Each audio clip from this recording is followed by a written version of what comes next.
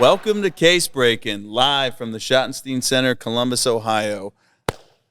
Great friend Michael Redd, great friend Stefan, as usual here, and a special guest, Ryan, card collector too. He's going to enlighten us here on the state of the hobby amongst many other things going on in the card world. Welcome, man. Thanks for having me. Congrats on the new shop, my man. Thank you. Killing it out there.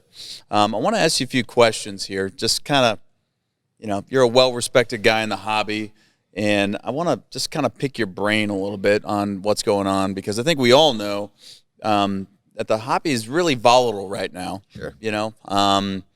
And I'm curious to get your perspective on where you see most of the volatility. We just saw last week Target stopped selling the retail cards, which is obviously probably something you sell in your shops, I'm sure. Just because a fight broke out in the parking lot, they're like, we've had enough of this. We don't want to do it anymore. So Target pulled all sales of all trading cards. So, just curious on what you think the state of the hobby is currently, because all of us have seen a correction, Sure.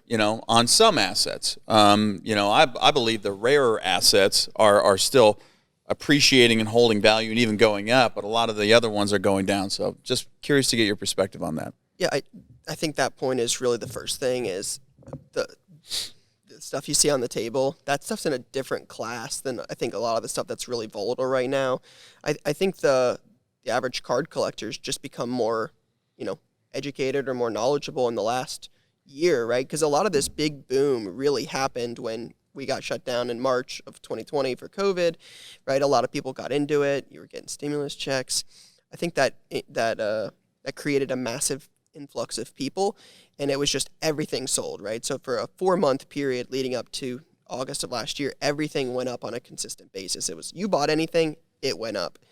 But now I just think, consumers are paying more attention to the population report on some of these just base cards, and I think that's the stuff that's really seen the biggest hit is, there's 20,000 Luka PSA 10 Prisms. I feel like the consumer, those are cool, but I'm not sure they justified the price they were at one point. And I think that's the biggest thing is the market's become more educated, and we realize that stuff like this just isn't available as much, and this is where the real long-term investments are.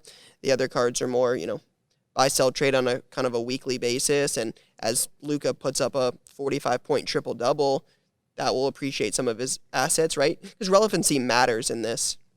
I think that's a big thing is, when Luka's putting up 45-point triple-doubles, people get excited, people want to buy his stuff, right? I mean, Trey had that shot against the Knicks the other day, and we had some auctions in that night, and all of them went 25% higher than we would have expected. Nice.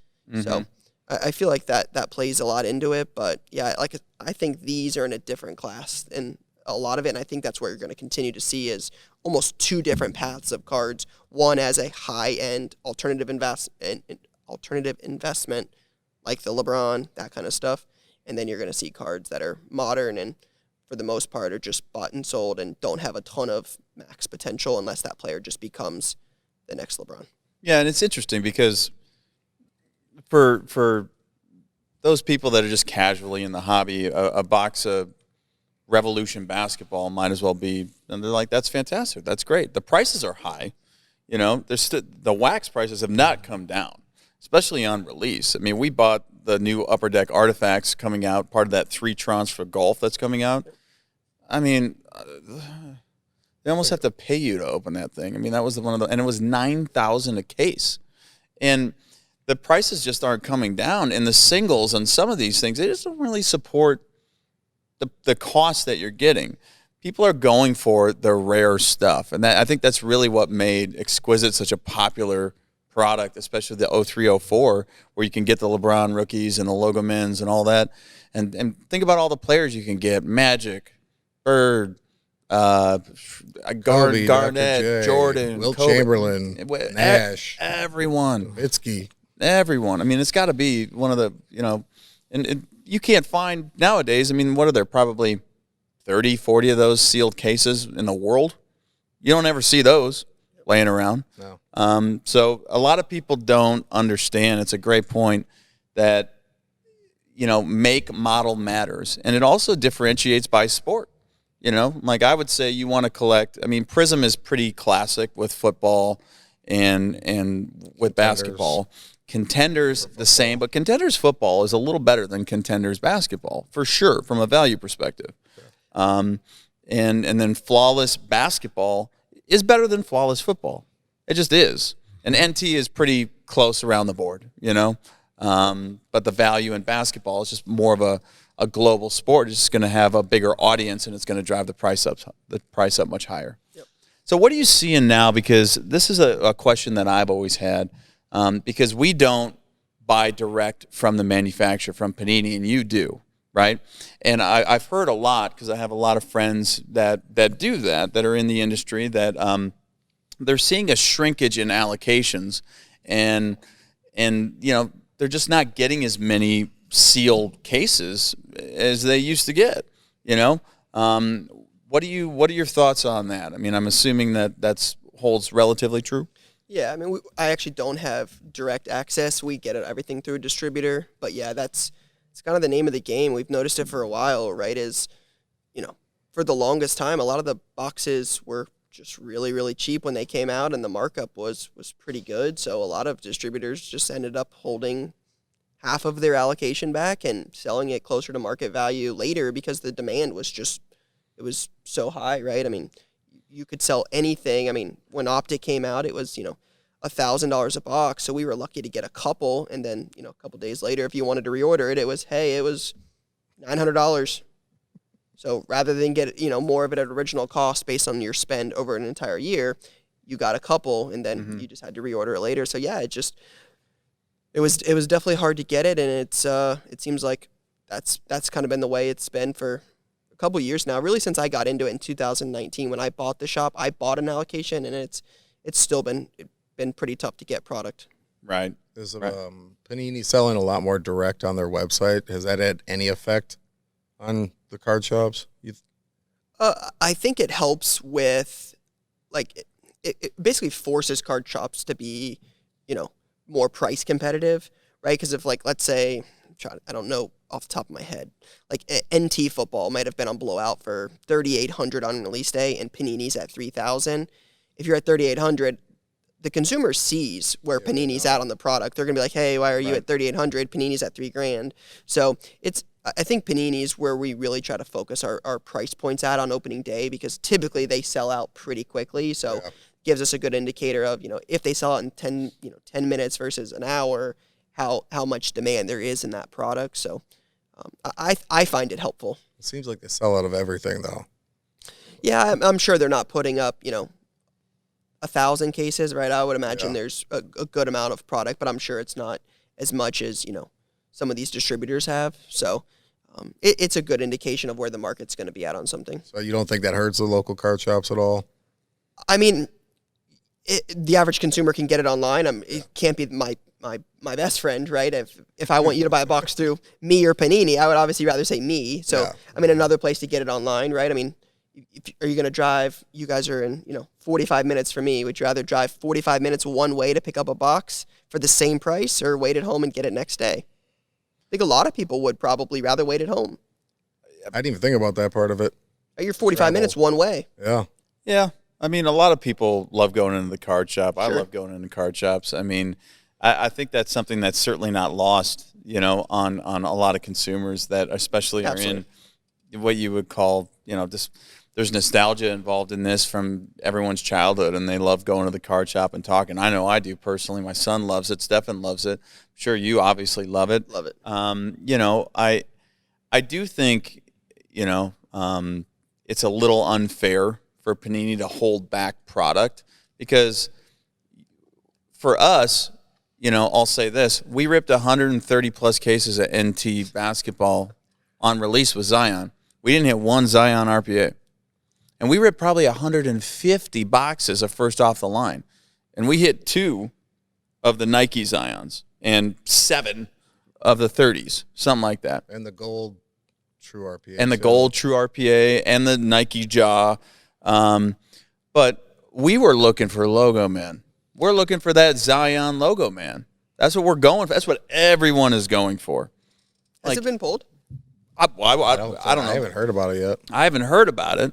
I would assume, once it gets pulled, you're going to have, it's going to be like ants on an ice cream cone. There's probably about 10 collectors that I know in like very rare air space, us being one of them, that would swarm on that thing. But more than likely, somebody like Ken Golden will get it. And if the person wants to sell it, and it'll go up and everyone will fight over it on the auction site. But I also think, isn't it, because I don't know, we have one case of 0304 Exquisite, and I swear, like, it's calling me in my dreams all the time. Like, it's in there.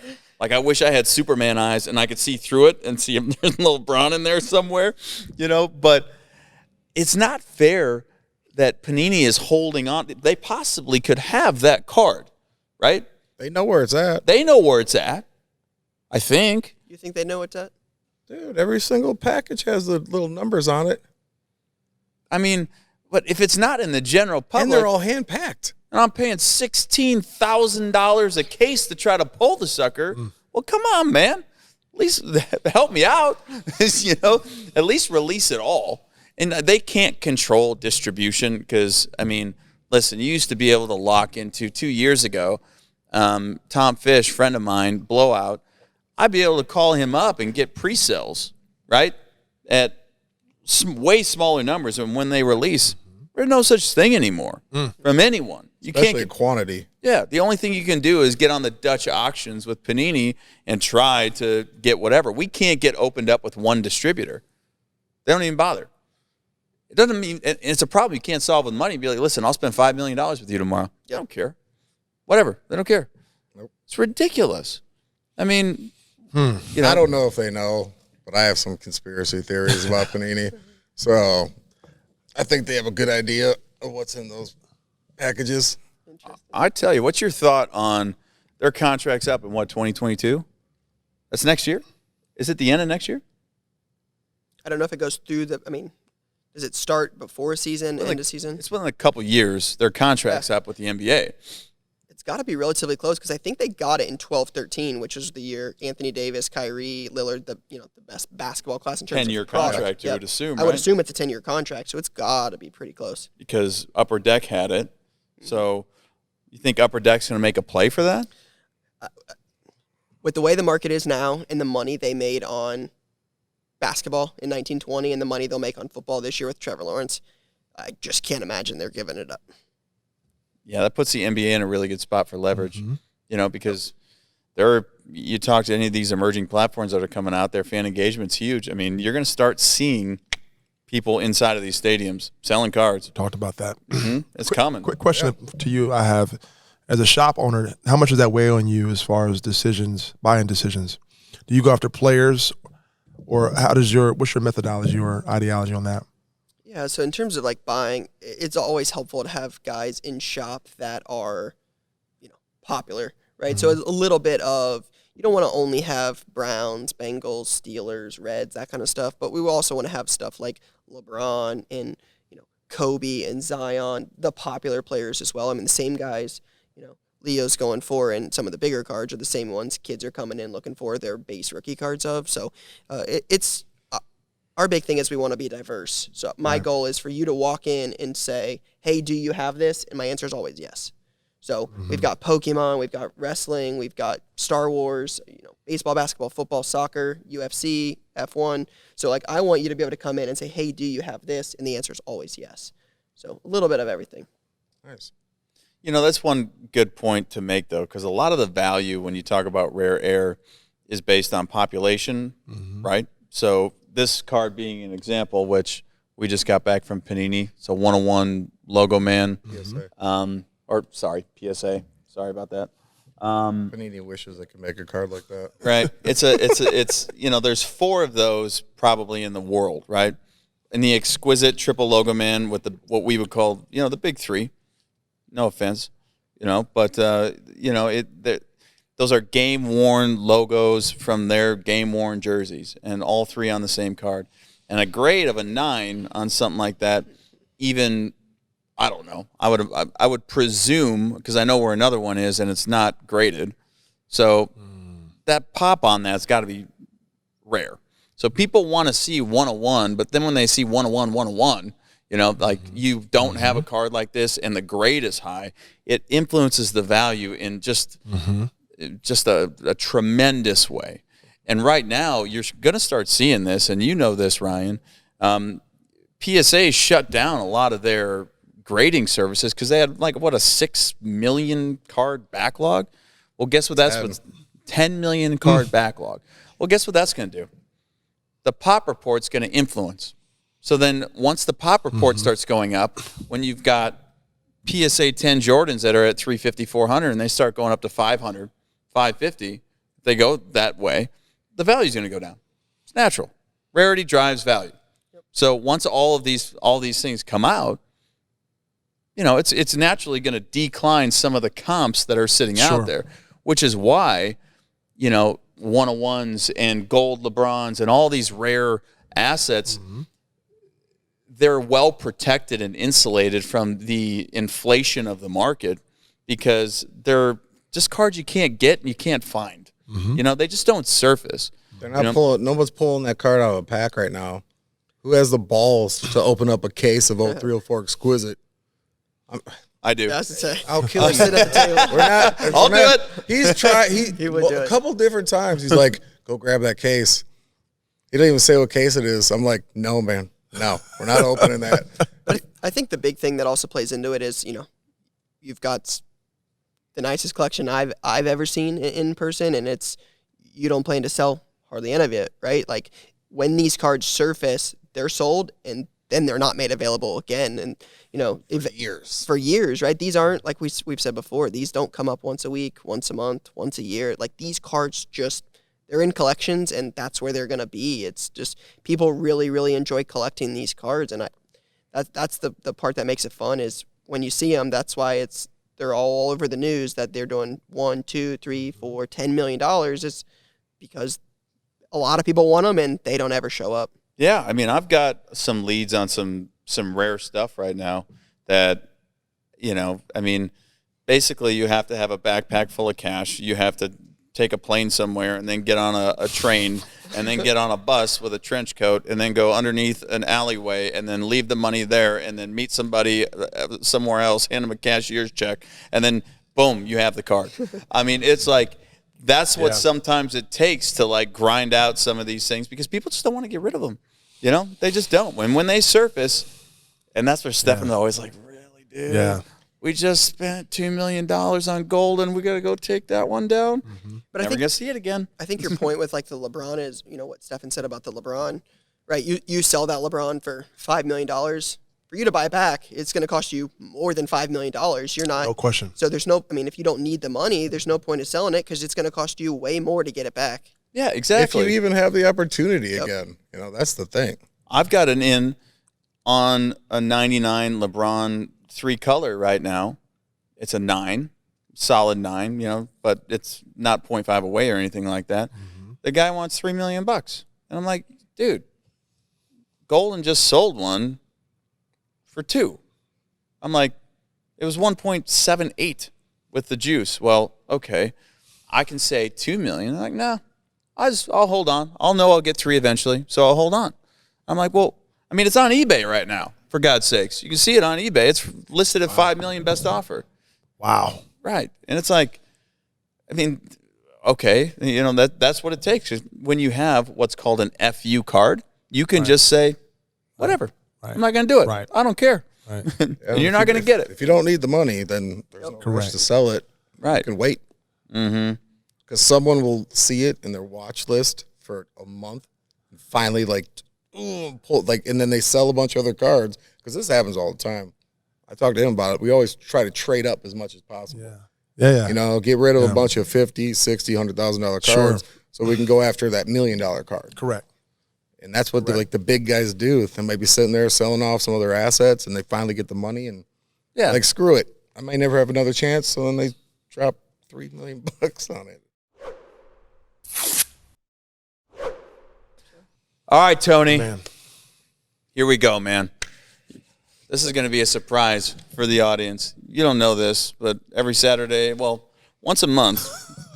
It's like twice a month now. Twice, jeez. Oh, God. I wish it was once a month. Golden auctions. I think this last auction, which is kind of funny. They say the market's crashing. Well, he set like 9 records this last month, this last auction, this last Saturday. You know, $55 million auction, something like that again. So the rare air is still there and still going up.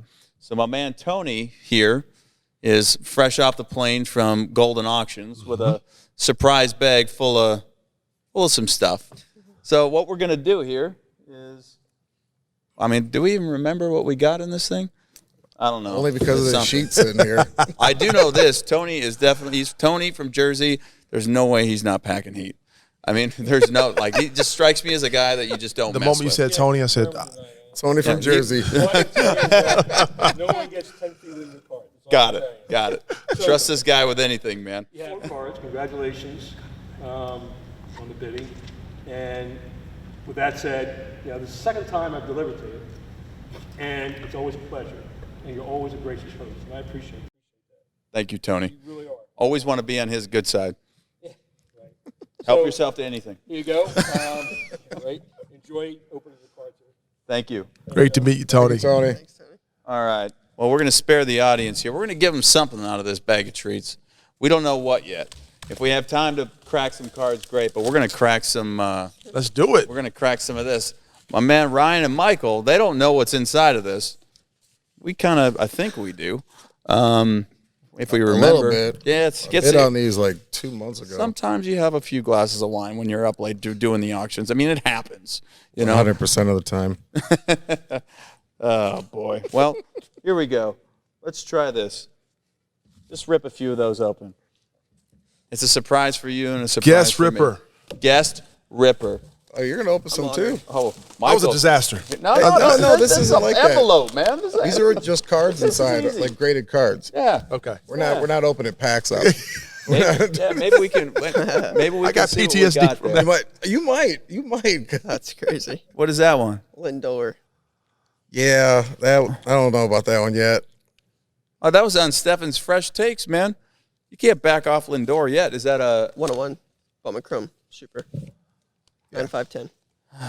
You All like him? right. You like him? I did. Yeah, I did like them. We did, yeah. I like the whole Mets team going into the season. I mean, their record is great, Yeah. but like the big offensive stars aren't really popping off yet. They're lucky they have good pitching. Sometimes you are going to swing and miss. That's okay. That Mojo. All right. I bought that right when he got injured or he went into protocol, Yeah, and all his prices were going down, and it's a long-term hold anyways Correct. until next season. So we'll pick that up for, I'd say, at least half the price.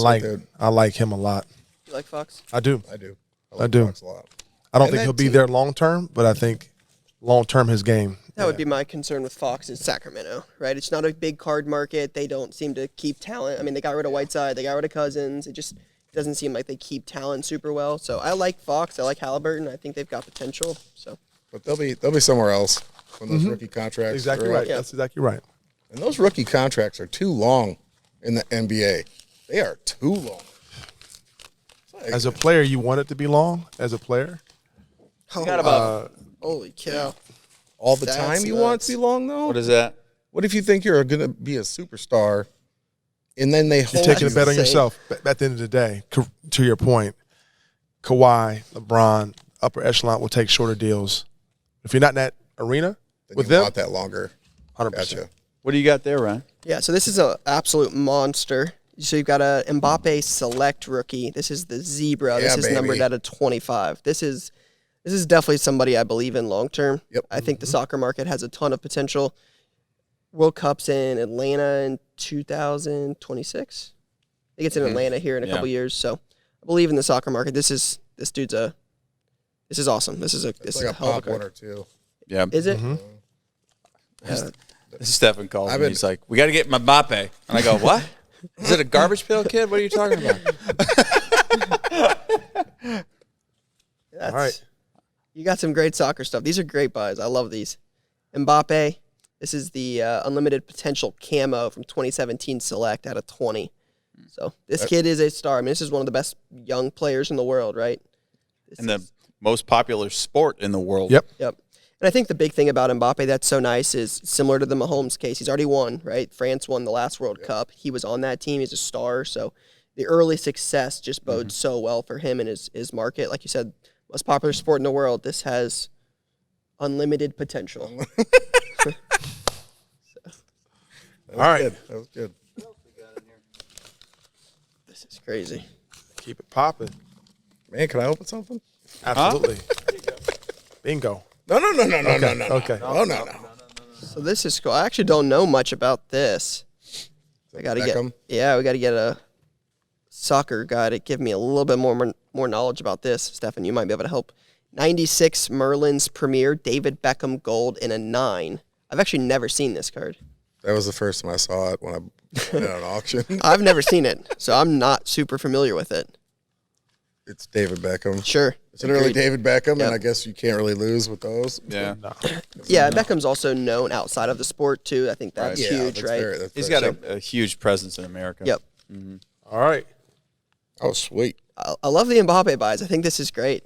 These are great buys. Is that that gold one? Yep, the press proof gold at a 75 PSA 10. I would assume with how low number these are, a lot of these are going to be low pops too. Yeah. So this is great. Oh, there's a card cam, I guess. The card cam. Oh, there's a card cam over here. We're supposed to be showing some of these. Can you see it? No, they can't see it from over there. You have to hand it back to Leo. Mm-hmm. Where's the card cam? We need to show those other Mbappes though, too. Right here? You want them out of these packages or in the package? You can take them out. Right there? Little Mbappe gold. All right, we'll throw them up there as soon as we pull them. I like that one. All right. Let's go with bam. Now, this guy's new. Joao Feliz. Yeah. This is where you Felix. get. Joe, I think it's Joe. Let you Felix? check it out. This isn't that expensive. We don't even need to show this. I think this is like $600. You got to show that. You got to show that one to Red. Which one? The Dr. J PSA 9. Oh, come on. Yeah. That's a cool card. Come on. We had a couple 8s, That's so I box. wanted to upgrade to a 9. That's so cool right there. Mbappe. This one is the one without the little Doctor. the little print circle Beckham. by his elbow. What's a 9 on that card? It's got to be a pretty low pop. What's something like that currently worth? Well, I don't know currently. I can tell you what we paid for it like a month ago. I think it was like 30. Let's see what we got here. 39 grand Wow. before the juice. So it's probably worth. I don't know if it's worth more or less right now. Steal on that one. Steel. That ended. That's awesome. That ended while he was hurt. Yeah. 1 of And 10 to People are tease. so short-sighted Is right that now. Sapphire? Topps Yeah. Chrome. To 10. Yeah. 10. Sapphire. That's a That was great a pop brand. one. Pop It one. was a month ago. That kid's similar to Zion. He stays healthy. That kid has superstar potential. He is special. Agreed. All right. Once you go, Bam. Ja. Wow. Now that one. This is another one. This is when all the cards were going down. All his prices were dropping. He wasn't playing that well. That's insane. goodbye. This thing's probably worth double now after his last few games. Gold I PSA don't 10. want to sell it, but Optic's a hard grade this year. There was a lot of like Little optic jaw. little tricks with production on that one. I think it's a hard grade, so that's probably a pretty low pop too. Let me do this one. well, it has Playoffs. to be 10 All or right. less. So we got we got 3 left. Okay. I'm gonna go here. I'm gonna go here. Oh yeah, give those guys those and two. I'm gonna go here. There you go. All right. So those I two think are the I- lowest numbered envelopes. So they're going to be the lower the number, the higher. Higher. Yeah, because the lot numbers. Gotcha. That's cool. So 12 is Julius Irving. lower. So All right, rip that one. These are surprises. We'll do one at a time. These are beasts. I think I know. These are beasts. These should be beasts. Oh my Bam. goodness. Luca. Hey, welcome, Ryan. Yeah, that's Oh pretty. my You wanna gosh. see What's it? in this? You wanna see it up close? This is lower than that. Oh my gosh. So that's a gold Luca Prism rookie PSA 10. It's a pop 3. Holy cow. It's a beast. I mean, that's probably one of his better rookie cards Cards. out there. Oh yeah. I mean, the gold I think is more popular than the black gold. Yeah. Usually. Yeah, usually. And a PSA 10 having that card, I mean, you should see the interactions between Stefan and I when we get into these, because we're like, we're never going to see it again. Just do it. Well, here's the other interaction though. So we have a gold auto, and I'm like, I'm only going to win this because I know he's going to fall asleep. I'm up to like 2, 3, 4 in the morning on these auctions. Yeah. I know he's going to fall asleep. So at this one, I'm like, you have to promise me we sell the gold auto. If I win this, we're selling the gold auto. So I sent him a picture that night. We won it. The next day, I'm like, selling the gold auto? Nah. Nah. It's cool to have them both. It's cool to have them both. All right. Luca the Don. Another Luca. The Don, baby. BGS 10 gold out of 10, 10. auto. Fast break. What's That's the a- number on that? Fast break. I mean, that pop has to be a whole Yeah, 100 BGS 10. too. That's the Couple. peak. Maybe two. Pass that down to Ryan Yeah. so we could Google it a little bit. Google. So a BGS 10, in my opinion, that's a tougher grade than a PSA 10. What charter? But I'm not sure if people really realize that yet. Agreed. Because we just bought in this last auction a Kobe 96, 97 Topps Chrome Refractor BGS 10, 0.5 away from a black label, which is Pop 2 right now. And the Pop 2 went for $1.8 million. Yeah. Saw that. Right? Yeah. We got this one for $190,000. A BGS 10. And I'm like, and the PSA 10 went for $280,000. I looked at it. I'm like, that 10 on centering. I'm like, it looks good. Yeah. You know, it looks solid. So I'm not sure if the market's really caught up with that. I just PSA think 10 went higher? Yeah. Holy crap. It's a steal, man. People, what are you doing out there? Yeah. Besides letting us get good deals. You see a BGS 10, you grab that sucker real quick. Here we go. And then Is that a thicker one? Yeah. I think I know what last that but is. not least, we went on the Luca hunt for a second there. It was no Bit big of a deal. binge. Kind of a binge. Little. Oh my gosh, that's freaking crazy. That's our second gold. Oh, That's wild. she is pretty. Amazing patch, amazing auto out of 10. Yeah, Luca Gold NT RPA 7 out of 10, which 7 is its international number. So you actually have 7 on this and 7 on the fast break auto. We've got another one too that we. We'll never need to put that in the listing, though. Yeah, you're not gonna. Right? No. Right? So, that's wild. That's some rare air. God, Tony, thanks for coming, man. I love it when Tony shows up. It's a fantastic day. Tony. Tony. He's going to have to walk us out, man. That's what I told him. Be like, hey, man, there's nobody here, right? Security. All right. Well, great show, guys. Signing off now from the shot. Ryan, thanks for your time, man. That was great today. Really enjoyed having you. Give him a shout out, Card Collector 2 on Instagram. And as always, follow us on CaseBreakin where we're giving away stuff every day, man. Thanks for coming in.